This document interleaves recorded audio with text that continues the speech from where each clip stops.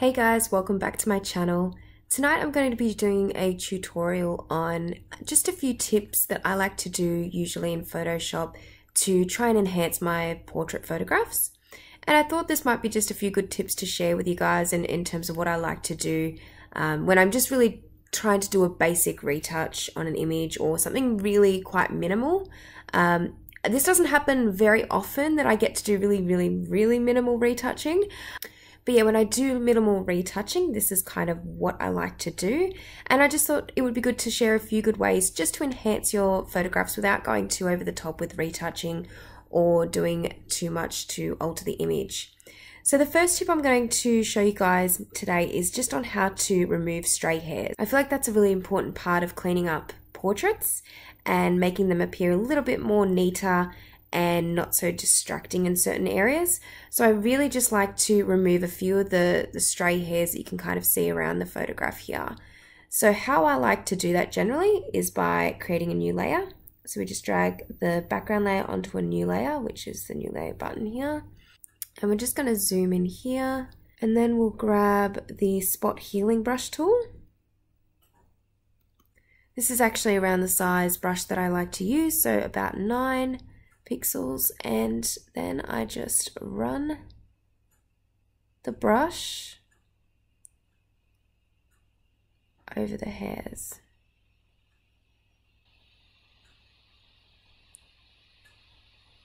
And I try not to go too over the top with this because sometimes if you do too much stray hair removal, it can look a little bit murky and things can start to blend together a bit too much. So I just try and do it really basic, just to kind of get the main strays out of the image. So I just run the healing tool over all the stray hairs.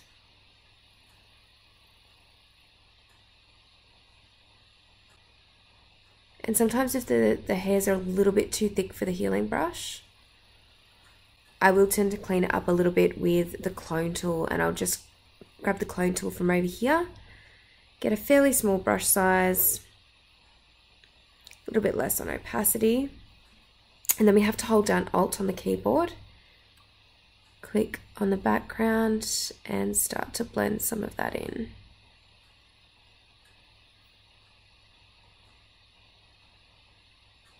This is usually pretty easy because I tend to shoot at wider apertures, so it's easier to sort of blend these kinds of areas into the background.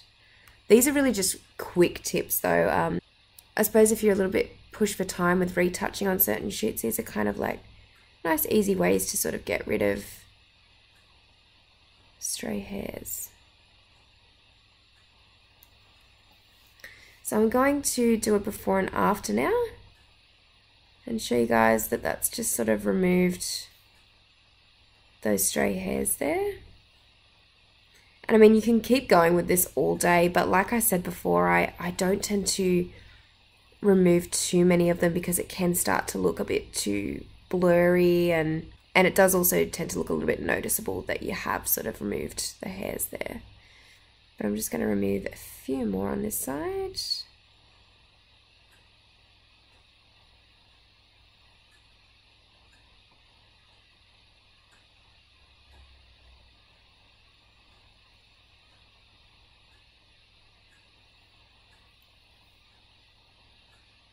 I think stray hairs for me is one of the most distracting things in a photograph.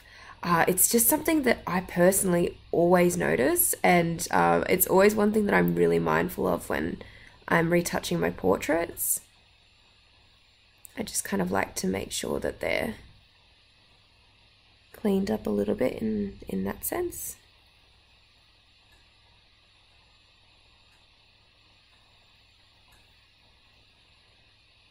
Okay, so for a quick before and after, this was the before, and now this is the after. So it's just kind of cleaned up a little bit around the edges, and it's not so distracting when I'm sort of looking over in this corner. And I can also grab the clone tool, and then using the same settings, maybe just making the brush a little bit bigger. We're going to sample from this area and maybe actually bring the opacity down a little bit more. And we're just gonna go over this part of the hair.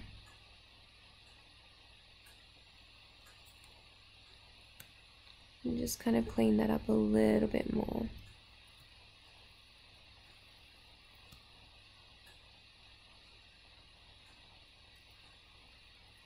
I think I like the clone tool for this because it just, you can choose your settings quite well with it, and it tends to be a little bit softer than a lot of the other tools in Photoshop, and it just kind of blends nicely into the background if you can get it to do that. But there we go, guys. That has kind of removed some of the stray hairs away from the photograph so far. So my next tip would be to enhance the eyes, and I feel like this is one of the most important parts of the image, especially with portraits. If the eyes aren't sharp and they're not really enhanced, it does tend to let the rest of the image down at times, and I feel like in this particular instance it does, because her eyes are quite a main focus of this image. So I'm going to zoom in and I'm going to start making some adjustments to her eyes. So what I'll do now is I'm going to bring up a curves layer, so just in the adjustments panel down here, and I'm going to do some dodging and burning. So how I like to do this is make a curves layer, an adjustment layer that's quite bright like this, and then say Control I and invert it. So that's going to be our dodge layer, and I'm going to do the exact same thing again, create a curves layer and make it darker, and Control I. So now that one is going to be my burn layer. I have a tutorial on this, so I'm going to link that in the description below for anyone that's interested in looking at that. But for now, I'm going to start with dodging. And to dodge, we're just going to get a brush, the paintbrush, and make sure it's on 1% flow. And then we're just going to start running it underneath the eye and sort of eliminating a little bit more shadow down here.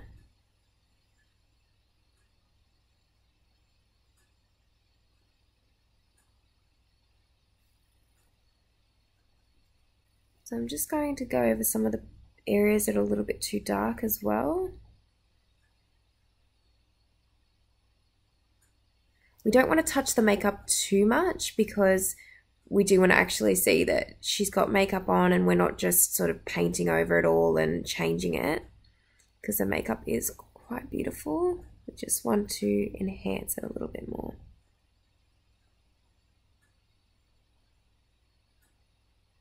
So at the moment, I'm just sort of lightening up certain parts of the eye. We'll keep the inner corner fairly bright.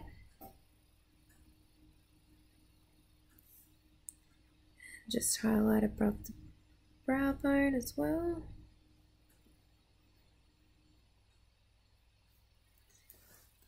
And just anywhere where it's actually highlighted as well. And now we're going to go to the dodge layer. And I'm going to make it a little bit more intense with the flow, maybe around 4%, 3%. And then we're just going to go over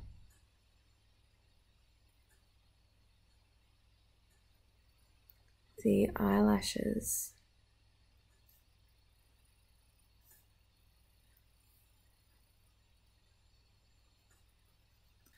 We're going to bring the flow back down to 1% again, and we're going to start running it over her eyebrows just to kind of darken them up and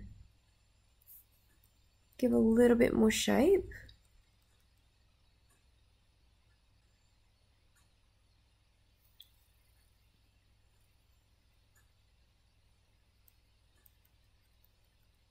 And we're also just going to deepen up the color of the makeup just on the side here.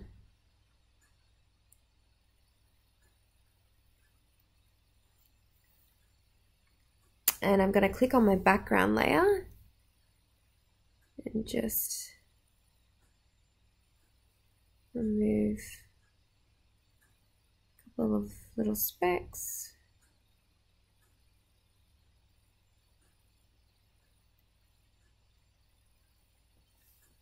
I'm going to zoom out just to see how that looks, just to make sure I'm not going too over the top with my editing.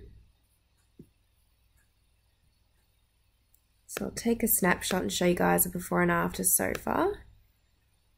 So you can see what that's kind of done to the eye area, and that it's just sort of deepened everything up, cleaned it up a little bit. What I am going to do is just make sure this is a little bit softer here, because at the moment I think I've darkened it a little bit too much. So I'm going to go to the curves layer with the dodging on it, and I'm going to make it a little bit more blended just between the brow bone and the eyeshadow.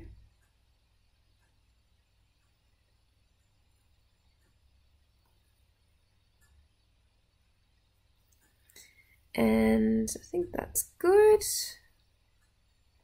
So what I am going to do now as well is we're going to lighten up the eye area, the actual iris. And this is where it gets a little bit tricky because you don't want to be too heavy-handed with this. It can start to look very cartoony. So I keep the flow on 1. I get a bit of a smaller brush and just run it over the iris.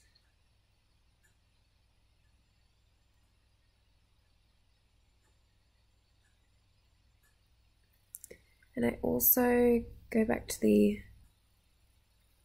burn layer and just darken up a little bit in the middle and on the outer edges.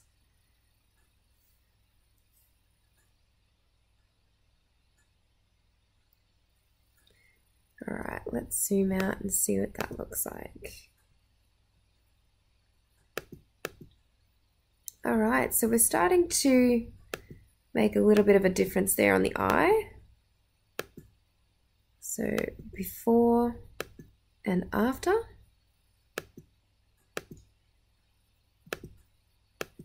I think the highlights could be even a little bit stronger, so I'm going to go back to the dodge layer.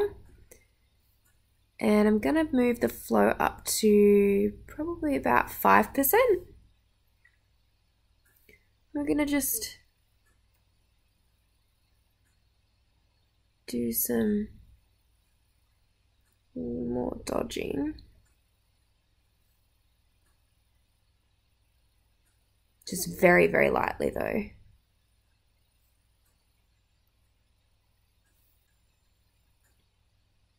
And just go over the really highlighted areas.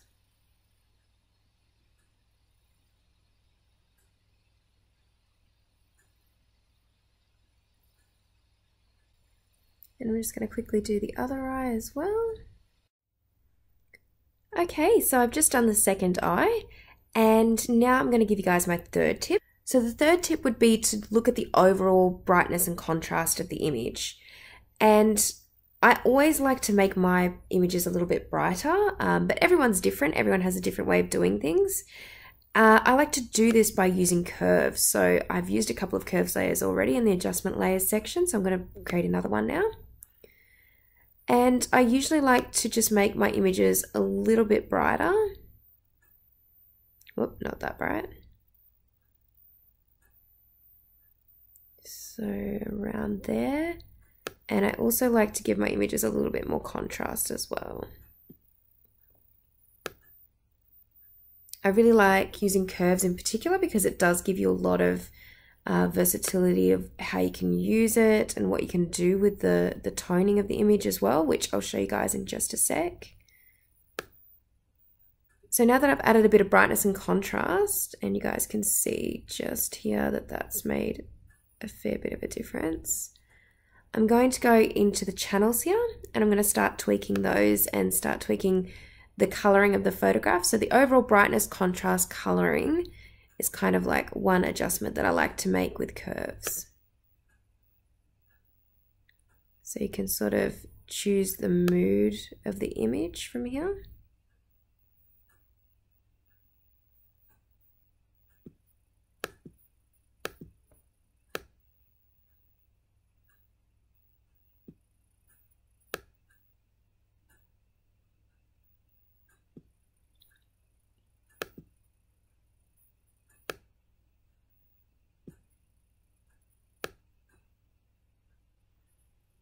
Okay, so I've just made a few adjustments there to the toning of the image. So I'm just going to do before and after there. So that's all been done with one adjustment.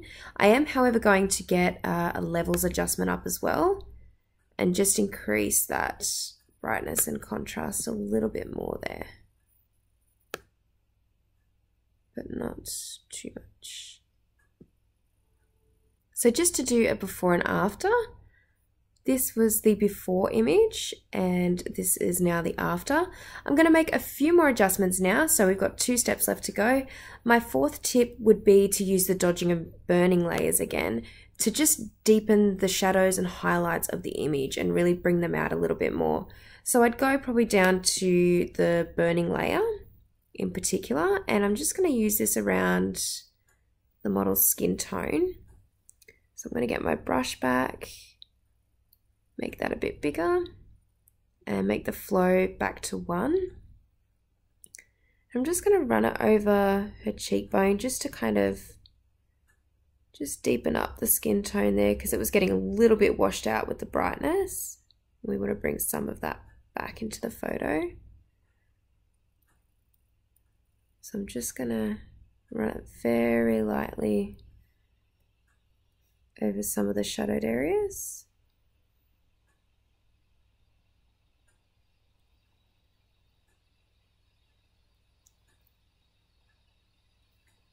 I'm just going to fill in some parts on the lips as well, just deepen up the colour there.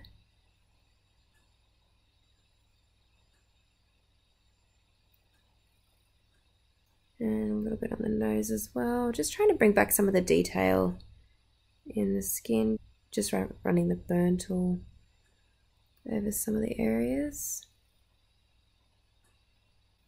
And I also like to add a few highlights to the hair, so I'll go back to the dodge tool and just make the flow around maybe 2%. And I'm just going to run it over the highlighted parts of the hair. Try not to do this too much over the parts that aren't already highlighted, because it does tend to look a bit too much.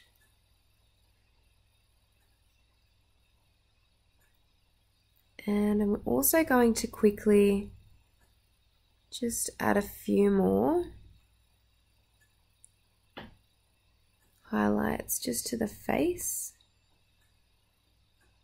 So just underneath the eyes. Okay, let's zoom out.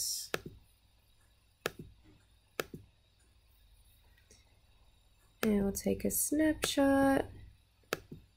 So you guys can kind of see what I've done in the last 2 snapshots. We're just kind of adding a little bit more detail back into the hair and back into the skin tone a little bit more. And now my final step for this tutorial would be to sharpen the image, and I just recently done a sharpening tutorial. However, the way I like to sharpen is generally just simply by dragging the background layer, just creating a new layer by dragging it into the new layer button, and then going to filter, other, high pass.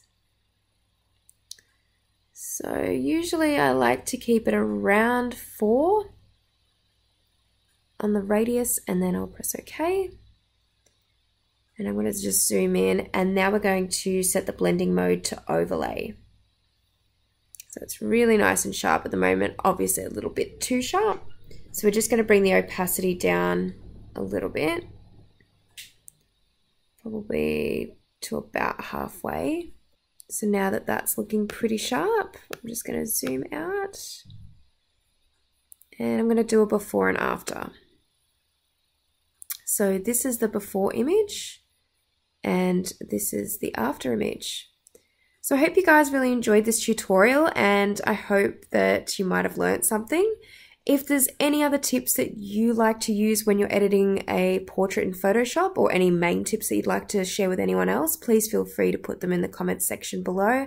I'm sure other people would love to hear them. And thank you so much for watching as usual. I will hopefully be posting a little bit more regularly on YouTube in the coming weeks. Thanks again, guys, and have a great night. See you next time.